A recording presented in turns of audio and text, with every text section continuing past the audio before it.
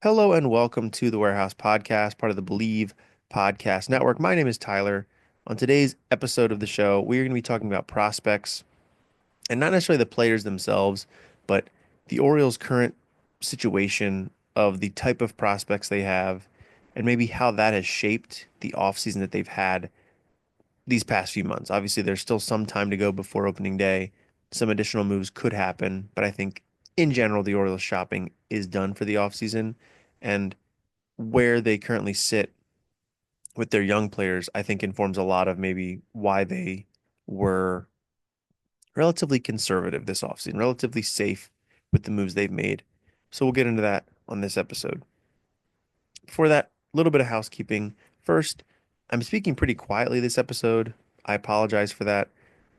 It was tough to get an episode recorded this week, so we're doing this literally down the hall from my kids sleeping, and I've already put them back in bed a number of times, and I'm trying to avoid that another time. So keeping my voice down. Also recording on a newish mic that I don't have as much faith in. So let me know if it sounds bad, sounds horrible. We'll switch it up. There's that. And then, of course, we do have a sponsor for this episode. And that sponsor is the same sponsor we've had for the last few weeks here. And that is Bet Online. Bet Online, they are the biggest betting. Oh, I'm sorry. Let me start that over again. Bet Online, the biggest betting weekend of the year, is finally here. And what is that betting weekend? It's the big game. We can't say it, but you know what I'm talking about. They've got more updated odds and props for Super Sunday. And BetOnline is the world's most trusted betting platform and your number one source for online betting. They have hundreds of prop bets, MVP odds, and exclusive in-game live betting. BetOnline is your ultimate game day companion. Whether you're a seasoned fan or a first-time bettor, BetOnline offers you everything and more to enhance your game day experience. Visit the website today and make the game action count a little bit more. BetOnline, the game starts here. If you're going to be watching that Super Sunday big game, I guess I will begrudgingly as a Ravens fan, feeling like the Ravens could have been they were the best team. They just didn't have the best game a couple weeks ago. Didn't work out. We're not going to get into it here because we're an Orioles podcast, and I know not all Orioles fans are Ravens fans, but go for it. If you're into betting, use Bet Online. Thanks for the support, Bet Online. All right, let's get into things here on the prospect side of things. So where this kind of stems from is you all probably, if you listen to this podcast, I feel like you're probably familiar with me writing at CamdenChat.com. Um, and on Camden Chat, I'm responsible on Wednesdays and Saturdays for what we call the bird droppings. And these are just essentially newsletter style blog posts that come out every single day, all year long. It's it's news articles that are relevant to the day. It's this day in history type stuff, birthdays for former Oriole players or current Oriole players. And kind of included in that is sort of an opening uh, soliloquy, if you will, whatever. Sometimes it's one paragraph, two paragraphs. I kind of went off the other day, last Saturday. I wrote like 1,000 words about Orioles prospects and where the Orioles kind of sit right now with their prospect situation. And the reason I did that was that MLB Pipeline came out with their new top 100 list of prospects. And this is all subjective, and the number 100 is a kind of snatched out of thin air type of number that's just nice and round. And is the 100th best prospect really all that much better than the 101st best prospect? No, not really. I think Pipeline's pretty open about that. It's, I don't think these guys take it that serious that like they think they have these opinions that are unquestionable, and these guys that don't make the list are far inferior to the guys that do make the list at that point. But it's a nice round number. It's a sexy, fun thing that people I think look forward to every year. And I know I like to read through it every year. And during the Orioles rebuild in recent years, it was common for the Orioles to have a handful of players on this list. They'd have the Gunnar Hendersons and the Adley Rutschmans and the Jackson Holidays up at the tippity top too. They'd have top overall prospects. And in general, top prospects, multiple top prospects, tons of top prospects on this list was correlated to future success for Major League Baseball teams. And the Orioles have found that to be true. I mean, the Orioles have been competitive teams the last 3 seasons in a row. They've had Rookie of the Year candidates 3 years in a row. And the Orioles are a good team now. They went from being a travesty on the baseball field to being a lot of fun to watch. They won, 80 some games 3 years ago, 101 games 2 years ago, and 91 games last year. And, you can have your critiques of them. I think the Orioles currently, right now, are on the path to being a winning team in 2025 as well. Will they win 91? Will they win 101? I don't know. Maybe somewhere in the middle, maybe a little bit less. But I think the Orioles are going to be a plus 500 team. But what also typically happens when you start to win is the number of prospects you have on these top 100 lists tends to whittle down as well. And that's because those players that were on the list make it to the majors. It's because some players that maybe would have made the list are traded away. And also, on top of that, you're not drafting first overall, second overall, fifth overall anymore. You're drafting 20th, you're drafting 25th, you're drafting 18th, or whatever it may be. And it's harder to get those really good players to float down to you. And we are seeing that reflected in these lists. So the list I mentioned in my article last week was the pipeline article. The Orioles had 2 players on that list. Now, the positive is that those 2 players are both pretty high on the list. Samuel Basallo is 13th overall, also the highest ranked catcher in the entire sport. And Kobe Mayo is 14th overall, the highest ranked third baseman in the sport. So, all things considered, that's not a horrific outcome. To have 2 players in the top 14 is really good. It's not good to have no players between 15 and 100, but again, the Orioles are not at the absolute bottom here. They've got 2 really highly respected, yeah, I don't know if respected is the right word, revered pit players, and they both are the top prospects at their respective positions. That's great, but it's not what it was a few years ago when it seemed like they had, you know, a player in every single position was one of the top 10 at each of their position or something like that.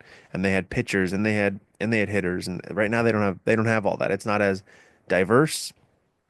It is top heavy. And I also, what I thought was relevant was to look at some of the other lists, and actually Mark on Camden Chat did that later in the week. He kind of rounded up where all of the major lists have the Orioles players listed. So I'll just kind of go through those real quick. So it's Pipeline has Basallo 13 and Mayo 14. Baseball America has Basallo 14, Mayo 29th, and then Heston Kjerstad 81st. Mark does explain in here that they utilize a different criteria for when a player is eligible for these lists or not. Kjerstad was only eligible for the Baseball America list. He wasn't eligible for these other ones because he has worn out his prospect status. He's not a rookie. He wouldn't be a rookie anymore in Major League Baseball, so he doesn't count for the rest. But Kjerstad's 81st on Baseball America. On Baseball Prospectus, Basallo's 11, Mayo's 14, and then Enrique Bradfield Jr. 46th. The Athletic, which is Keith Law, Basallo is third, Mayo is 18th, Bradfield Jr. is 82nd. And then on ESPN, Mayo is 8th, Basallo is 17th, and Bradfield Jr. is 82nd. So I think like the consensus there is that Basallo is the Orioles' best prospect. ESPN's the only one that has him and Mayo flipped. And the consensus is also that Mayo and Basallo are both, top third, top fifth of the top 100. So they are top 30-ish prospects, maybe even better than that most of the time, maybe top 20 prospects. And then finally, the third one is that Enrique Bradfield Jr. is a little bit more of a fringier prospect with some upside there that I think when the Orioles drafted him, he was sort of viewed as more of a safe type of a pick in that he's got very transferable skills, really good defense and center, really speedy on the bases, not a lot of pop, but if he can just hit enough to utilize his speed, he can play every day for a long time and be productive, even if he's not going to be, an offensive powerhouse. He's going to do a lot of things really well. And I think we've started to see that. He did pretty well last year. I think this year's a big year for him, especially with Mullins hitting free agency after this year. Could Bradfield be the guy next year in center field? That's kind of a conversation for a different day. But those are just the sort of takeaways there is Basayo's the best. Basayo and Mayo both are top 20 or 30 prospects, and then Bradfield Jr. is kind of there as well as like another guy that's pretty interesting and probably going to be a major league contributor at some point in the not too distant future. But again, there's that consensus that it's really two or maybe three guys in the whole farm system that are top 100 types. No more is it five and six and seven guys. So, what does that mean for the Orioles? Well, we have to think about what Mike Elias, what he has said his views are on building out an organization. And those views are that he wants a pipeline of talent. He has said it since day one. He wants to develop a pipeline of talent that never runs dry and that will prevent the Orioles from ever undergoing the sort of tear down to the studs that they did with Elias in the first 2 years, where the team was dreadful. There was no, there was no, thought of winning at the major league level. They didn't care. That wasn't the goal. The goal was get the organization structured in a way that we can get talent in here. We can develop that talent, and then we can develop strategies for either retaining that talent or ensuring that that talent can be replaced at a reasonable rate year after year after year. And that talent is reflected in these types of lists. Now, look, these lists are subjective. This is opinion of these analysts from their eyeballs, looking at metrics, talking to other scouts, talking to executives to get a feel for how all these people feel about these prospects. It is a culmination of all of those factors together. But the fact that all of these lists generally agree in what the Orioles farm system looks like right now, I think is not just a coincidence. These are all people that have these finely honed skills that, yeah, some of them are going to be wrong. There's going to be probably a guy that all of them love now that's not going to work out. And there's going to be a guy that none of them are talking about that's going to be an all-star, a perennial all-star eventually. Like that's just what happens with these. But the general consensus tends to be right here because these players get looked at for a really long time. They're in the minors for 3 and 4 and 5 years. It's not like they're coming out of absolutely nowhere to get to the majors. You need to be on the radar at some point. And typically the good players do get on these lists at some point. And right now the Orioles just don't have anybody beyond the usual suspects on here. And for Mike Elias, that's a problem because whether it's Mike Elias's perspective, ownership's perspective, whatever, budgetary constraints that maybe are earnest, although, you'll have a tough time convincing me of that. The Orioles to maintain that pipeline need to constantly be churning out really good young players. They need to be bringing them up. Whether that's because they need to fill holes in the major league roster, which isn't really the issue now. The Orioles don't have an issue in the rosters, particularly position players. They've got that kind of sorted for a while. They have issues pitching side, but that is a self-inflicted wound with how the Orioles have drafted and developed. That hasn't really worked out. It's also intentional. The Orioles, I think, clearly don't really think you need to develop pitching because you can just do what they've done this offseason and survive. But regardless, we're going to get to that in a second. They have a problem if they're not constantly turning up these guys because, again, it's not just to fill the positions, but it's to have these types of players that are then potentially worthy to trade for the types of players that you don't have. So, yes, they've got Kobe Mayo and Basayo. You would think they probably at least eye up one of those guys as a future like uh, tent post for their major league team. Maybe the other one they can trade. Again, Elias hasn't really seemed to have the stomach for trading a lot of his big prospects unless it's like evident that they're not going to make it. They're not going to have a spot on the team, which is what happened with Joey Ortiz last year, where it was like, you look, Joey, you're good, but we got nowhere to put you. Um, but that's you need those prospects. And the Orioles right now, the farm system is not creating those guys the way it was a couple years ago because again, they're not drafting super high like they were a couple years ago. Now, this is not a five alarm fire because look, Gunnar Henderson is under team control for a long time, for 4 more years. Adley Rutschman, 3 more years. Jordan Westberg, what, 5 more years, 4 more years? Jackson Holiday, 5 more years. If these guys work out, Basayo, Mayo, not Kerstad so much, but Bradfield, this is 6 years from now. Like these aren't. It's not catastrophic. The Orioles should be pretty good based on this talent for a while, but beyond that, if these guys don't work out, there's no contingency plans. They don't have anything there. They want to have these lists have 5 and 6 guys on them when they can because that's how this is going to be. This is what they're going to do. The Orioles have said they view the Rays and the Guardians as a model for how to build your franchise. Do you love that as a fan? I personally do not, but if that's what they're going to do, these lists need to be more full of these types of these Orioles names, and they're just not right now. So, how does that impact what the Orioles have done this offseason? Well, we know that big name free agents come with qualifying offers attached to them. Corbin Burns, the Orioles offered him a qualifying offer. If they signed him, they don't get a draft pick for him. If somebody else signs him, they do get a draft pick for him. The Diamondbacks signed him, the Orioles get a draft pick for losing Corbin Burns. Anthony Santander, they gave him the qualifying offer.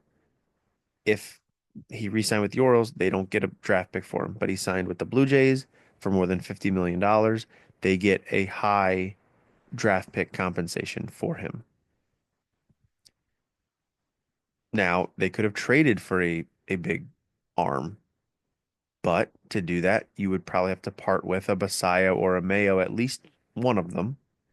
In my article, I referenced the Garrett Crochet trade with the Red Sox and the White Sox. And the White Sox acquired Kyle Teal and Braden Montgomery, who on this new pipeline list were ranked 32nd and 55th, respectively, plus some other things.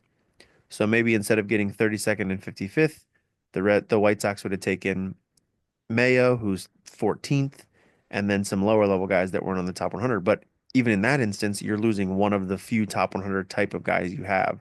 That whittles away at your minor league strength already. Um, so is that something you want to do? It didn't seem like it. So you can understand to get pitching this offseason, high level pitching, Mayo or Freed, um, they would have had to give up draft picks. And to get it via trade, you would have had to trade one of the few, top level assets that you have. And Mike Elias historically hasn't really felt comfortable with that regardless. But in this instance, it would go against sort of his whole ethos and mentality in terms of building out an organization. So it's not surprising to see that it didn't happen. Now, they needed to put together a competitive roster. So the Orioles have made some deals, obviously. They've signed Sagano, they've signed Charlie Morton, they signed Andrew Kittredge in the bullpen. They signed Tyler O'Neill to replace Santander. I think there can be an argument there that O'Neill coming in for Santander won't really be a drop in production. And also, he wasn't a guy with a qualifying offer attached. So that's a bonus as well. At the same time, now, if you look at the Orioles draft in 2025, they got a lot of opportunities here to make some big picks. They pick 19th overall, 30th overall, 31st overall, 59th overall, 71st overall. So they have 5 picks in the first 71. If you look at their draft in 2024, they picked 22nd, 32nd, 61st, 97, 127. So their fifth pick was 127th. Their fifth pick this year is going to be 71st, 50 picks sooner. Their fourth pick was 97th last year. This year it'll be 59th, almost 40 picks higher. Their third pick last year was 61st. Their third pick this year is going to be 31st. Like those are big jumps. Those are 30, that's 30 more. They're picking sooner with every pick this year than they were last year. Now it's not a big difference with their first pick and their second pick. But the third pick's a 30 pick difference, the fourth pick is a 40 pick difference, and the fifth pick is a 50 pick difference. That's huge. Now obviously you pick sooner, you have a larger pool of players, you have more talented players still available to you. Like all that's logical. The other aspect of this that's important is the bonus pool money that comes with it. When you have higher picks and you have more picks, your bonus pool is bigger. Now, the bonus pools aren't going to be finalized for a bit. They don't get finalized, I think, until, oh gosh, it might be May or June or something like that. It's a while from now. But we know that, like I said, the higher you pick and the more picks you have, the bigger your bonus pool is. And the thing about baseball that's unique, at least I think it's unique to North American sports, is that these draft pools, you can allocate them however you see fit. If you could sign the first pick overall for $1 million, now you're suddenly saving like $8 million that you now have to spend on the rest of your draft class. Now that doesn't happen, but usually teams do get a little bit of a discount on the first pick of the draft. 'Cause it's like, well, what are you going to do? Go back to school and not be the first pick next year? Like, no, you're going to take this money now, but we can still get 500 grand off because you weren't going to make that any other way, or, something like that. But these teams cut deals with these players because they say that exact thing. They say, look, we'll take you fifth because we understand that if we don't take you fifth, you're not going to go until 15th. So you're going to make $3 million more doing this and taking a cut below the slot level because I guess I should step back a second and explain that. The way these bonus pools are constructed is that every single pick has a recommended like slot amount for them. You compile those and that gives you your bonus pool. But teams can go to pick a player and tell them and negotiate with the player essentially and say, "Hey, your slot value is $3 million, but we think you're probably not quite this level of player. We think you probably wouldn't get picked for 10 more picks, and that pick's 500 grand less than this one. So like we'll take you here that has this higher slot value, but we're going to give you 400 grand less."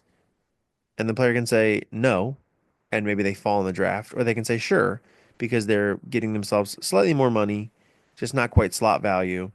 And then the team can say, "Great, we got you, and we're going to save $400,000 and we'll reallocate that to another pick later in the draft."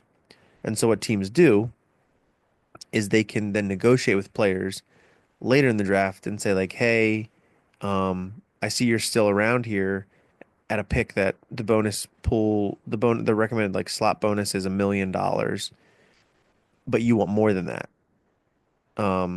Because you have, maybe a really strong college commitment, or maybe you're like a draft eligible sophomore that thinks you can get more next year, something like that.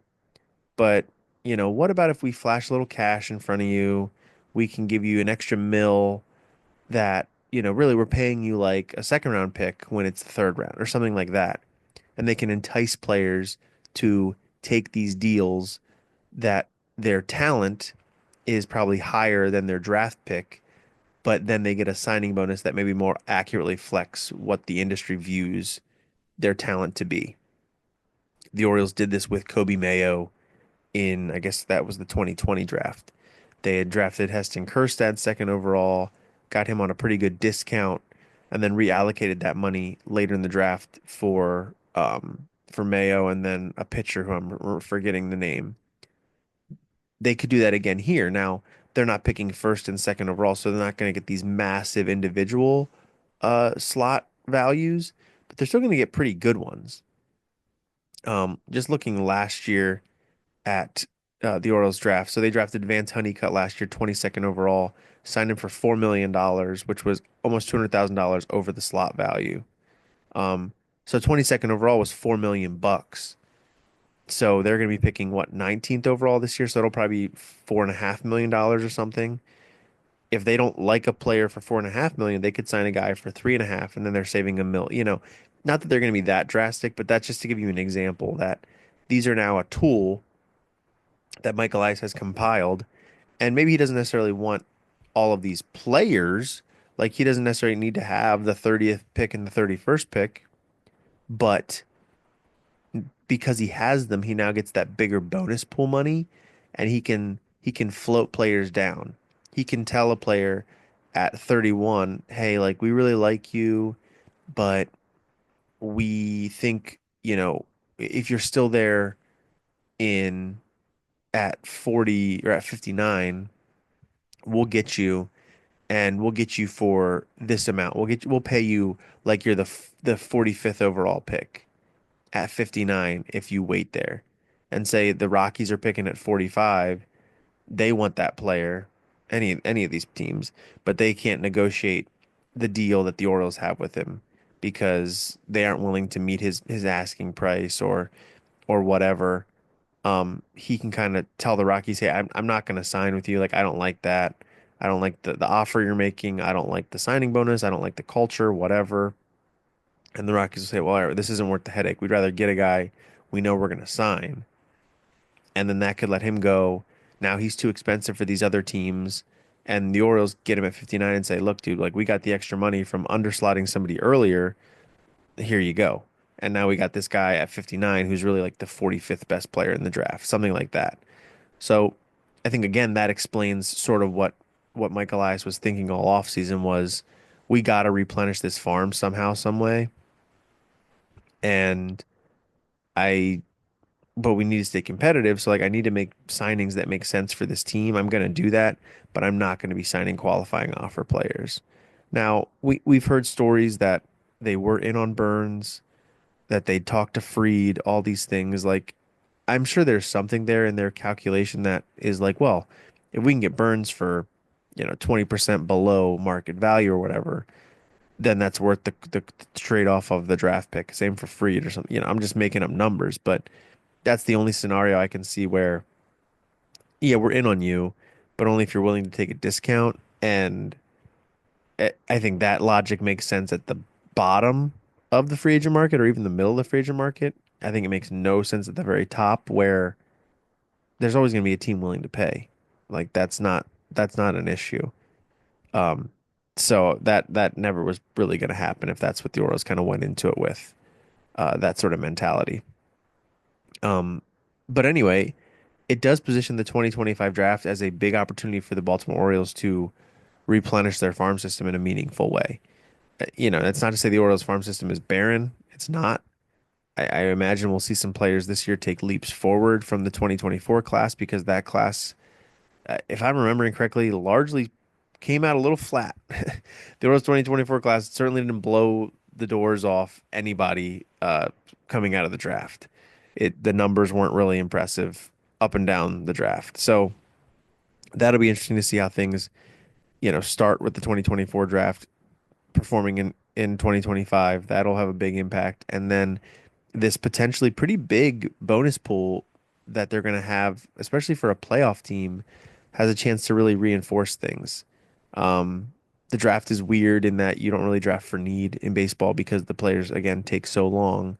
But the Orioles certainly need pitching talent in the organization. Um, you'd have to think somewhere in those top five picks, it'll make sense for them to take a pitcher, but that hasn't really been their MO during Mike Elias's tenure. They don't draft pitchers very high. Um, so we'll see what happens there. But I felt like that was just worthy of podcasting about because to me it's important context that Michael Ice is never going to say, well, we weren't going to sign qualifying offer free agents because we wanted the draft picks. Like he's never going to come out and say that. But all of his actions sort of indicate that that was the philosophy for most of the offseason because he believes in his way of doing things. And, I can't complain too much. The team has been pretty darn good in recent years. You would love to see them take more advantage of this opportunity of having a really good team at the major league level and supporting it with the type of pitching that I think it deserves to have supported. Um, but clearly he didn't see that there was the market inefficiency there or whatever to make it happen. So instead, he's opted for 1 year deals, short term deals, and draft capital to again maintain that pipeline that he's really passionate about. So yeah, tell me what you think about that in the comments. Do you agree with that approach from Elias? Do you think I'm even connecting the right dots here? Do you think it was totally intentional to kind of leave things where he has them to get a big draft haul potentially this year? Um, and if he does, what do you want to see the Orioles do with those draft picks? I would love to hear about it, either on YouTube in the comments, on Spotify. You can leave comments on each episode, and on social media, Blue Sky and X, we're at the Warehouse Pod, or you can also email us thewarehousepod@gmail.com. But yeah, that's about all I got. Please subscribe to the show on Spotify, on Apple Podcasts, wherever you get your podcasts, on YouTube. We do have a YouTube channel. We're at 292 subscribers. If we can get to 300 by opening day, that'd be fantastic. So please head over there to YouTube to subscribe today. Yeah, that's all I got. Thank you so much for listening. This has been the Warehouse Podcast, part of the Believe Podcast Network, and my name is Tyler. Take it easy.